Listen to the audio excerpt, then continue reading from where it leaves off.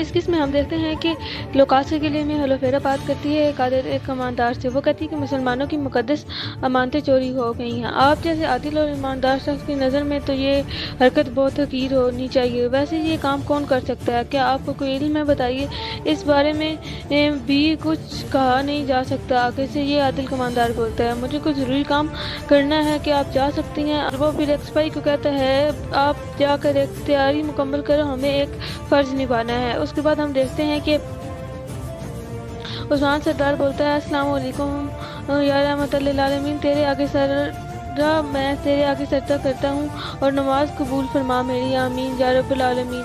اس کے بعد ہم دیکھتے ہیں کہ وہ کہتا ہے کہ اسلام کی امانت کے لیے ہمیں اسلام کی امانتوں کے لیے حفاظت کے لیے ہمیں طاقت عطا فرما. ہم خون دے دیں گے، جانیں قربان کر دیں گے، ہر کس پیچھے نہیں ہٹیں گے، حتیٰ کہ پوری دنیا تباہ کرنے پڑی تو وہ بھی کر دیں گے. ہمیں اپنی مدد عطا فرما، آمین یا رب العالمین. پھر ہم دیکھتے ہیں کہ چرکتائی اور راہی پر حملہ ہو گیا ہے اور کراچی صاحب سے سپاہی کہتے ہیں کہ راہی کو اپنی حفاظت میں لے لو. وہ کہتا ہے کہ راہی کو چھوڑ دو، جو میرے ساتھ جائے گا وہی انجام دیکھے گا. یہ اپنے سپاہیوں سے کہو پیچھے نہ ہٹیں ورنہ بے موت مارے جائیں گے. یہ سب چرکتائی کہتا ہے ٹھیک ہے، اپنی موت کے لیے تیار ہو جاؤ، تو یہ وقت بتائے گا کہ اس کو موت لکھی جائے گی.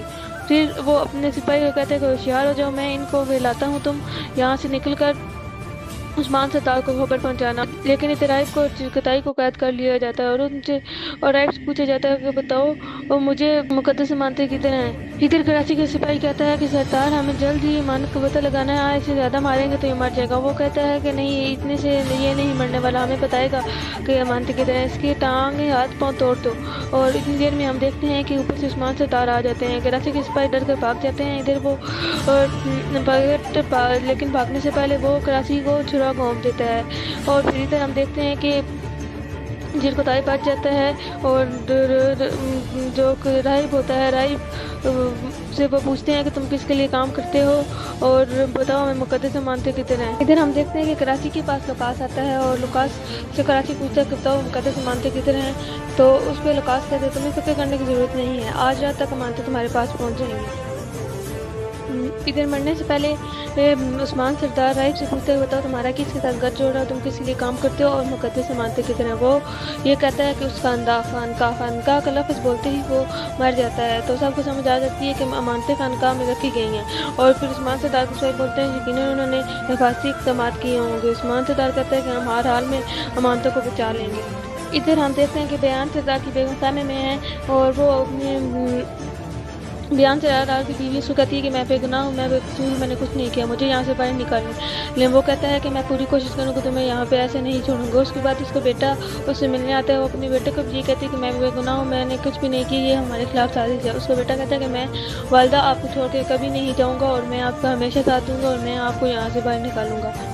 اس کے بعد ہم دیکھتے ہیں کہ لوکاس اپنے ایک سپاہی وہ ناس نامی شخص کو کہتا ہے کہ یہ امانتیں جلدی کراچی سردار کو دے دو اور پھر اس کے حوالے کر دینا اور پھر وہ طاقتور سمجھا جائے گا. اور ادھر ہم دیکھتے ہیں کہ علاؤدین اپنی بیٹی کو دفنا رہا ہوتا ہے. سب کھڑے ہوئے بہت افسردہ ہوتے ہیں اور سب رو رہے ہوتے ہیں. خاص طور پہ گونجا خاتون بہت زیادہ رو رہی ہوتی ہے. وہ کہتی ہیں کہ میری بیٹی کو مجھ سے دور مت کرو.